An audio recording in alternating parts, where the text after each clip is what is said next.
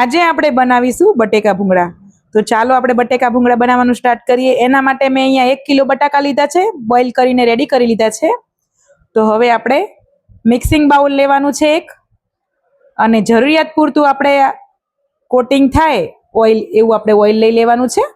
અને આપણે 4 પીસ કરી લેવાના છે. અહીંયા બટેકાની સાઈઝ આપણે મોટી છે. જો તમને નાની સાઈઝના બટેકા મળે નાના તો તમે એ પણ લઈ શકો છો. મને નતા મળ્યા તો મેં આ મોટી સાઈઝના લીધા છે ને આવી રીતે કટ લગાવીને રેડી કરી લીધા છે. તો અહીંયા આપણે જે ઓઇલ નીકાળ્યું છે એમાં મરચું પાવડર એડ કરીશું. તીખું અને મોળું 2 મરચું અહીંયા લઈ રહી છું.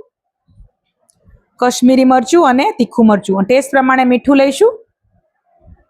તેલ સાથે મિક્સ કરી લઈશું સારી રીતે. એક સરખું થઈ જાય અને મીઠું સરસ ઓગળી જાય ને મરચા સાથે ભળી જાય એ રીતે આપણે આને મિક્સ કરી લેવાનું છે. તો મિક્સ થઈને રેડી થઈ ગયું છે. તો આપણે જે બટેકા કટ કરીને રાખ્યા છે એ પણ એડ કરી લઈશું. બધા બટેકાને એડ કરીને હળવા હાથે આપણે મિક્સ કરવાનું છે. બટાકું આપણું તૂટી ના જાય અને એને ઉપર નીચે આખું આઉટર લેયર એકદમ મસાલા સાથે કોટ થઈ જાય ને એ રીતે આપણે મિક્સ કરવાના છે. તો તમે જોઈ શકો છો અહીંયા મિક્સ થઈ ગયો છે મસાલો. તો આને આપણે સાઈડમાં મૂકી દઈશું. અહીંયા આપણે લાલ સૂકા મરચાં અને લસણ બંનેની ચટણી બનાવવાની છે. તમારે જે પ્રમાણે ચટણી બનાવી હોય એ પ્રમાણે ચટણી વધારે ઓછી કરી શકો છો. અહીંયા 15 થી 20 લાલ મરચાં લીધા છે અને 50 ગ્રામ જેટલી મેં અહીંયા કળીઓ લીધી છે. ટેસ્ટ પ્રમાણે મીઠું એડ કરીશું અને આની પેસ્ટ રેડી કરીશું આપણે. પીસાય નહીં તો થોડું પાણી પણ તમે એડ કરી શકો છો અહીંયા. પણ મરચાં આપણા સોફ્ટ જ છે પાણીમાં પલાળેલા, જેથી કરીને આસાનીથી પીસાઈ જશે. જો પીસાઈને રેડી થઈ ગઈ છે આપણી ચટણી. તો હવે આપણે ચટણી બનાવીશું.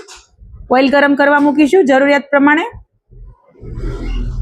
ઓઇલ ગરમ થાય પછી આપણે જે ચટણી પીસીને રાખી છે એ પણ એડ કરી દઈશું. આ ચટણીનો ટેસ્ટ ખૂબ જ સરસ આવે છે. એકદમ બજારમાં મળતા સેવ બટાકા ભૂંગળા ખાતા હોય ને એવો ટેસ્ટ તમને આવશે. તો આપણે આનો કાચો ટેસ્ટ નીકાળવાનો છે, જેથી કરીને આપણે 1 થી 2 મિનિટ જ પકાવવાની છે, વધારે નહીં. તો ધીમા ગેસે આપણે સરસ પકાવી લીધી છે. અહીંયા આપણે મરચું પાવડર એડ કરીશું. કશ્મીરી પાવડર એડ કર્યો છે ને ધાણા જીરું પાવડર. તો મીઠું આપણે પહેલા જ એડ કર્યું છે, ધ્યાન રાખજો. મીઠું એડ નથી કરવાનું અહીંયા. અને 1 મિનિટ માટે ફરી પકાવીશું. અને અહીંયા આપણે હવે ગરમ મસાલો એડ કરીશું. ગરમ મસાલો તમારે એડ કરવો હોય તો જ કરવાનો, ના કરવો હોય તો તમે સ્કીપ પણ કરી શકો છો. અને આપણે મિક્સ કરી લઈશું અને નીચે ઉતારી લઈશું. ચટણી આપણી ઠંડી થાય પછી આપણે બાકીની પ્રોસેસ કરીશું. ત્યાં સુધી આપણે કટ કરી લઈશું ડુંગળીને. તો આપણો ચટણીનો મસાલો સરસ ઠંડો પડી ગયો છે. તે આપણે બટેકામાં એડ કરવાનો છે અને ફરીથી આપણે હળવા હાથે સરસ મિક્સ કરવાનું છે કે ચટણી બધા જ બટાકામાં આવી રીતે મિક્સ થઈ જાય એકબીજાની ઉપર. એ રીતે મિક્સ કરીશું. અહીંયા આપણો મસાલો રેડી થઈ ગયો છે અને ડુંગળી પણ કટ કરી લીધી છે ગાર્નિશિંગ માટે. તો અહીંયા બટાકાના બધા જ મસાલો રેડી કરી લીધો. તો હવે આપણે ભૂંગળાને તળી લઈશું.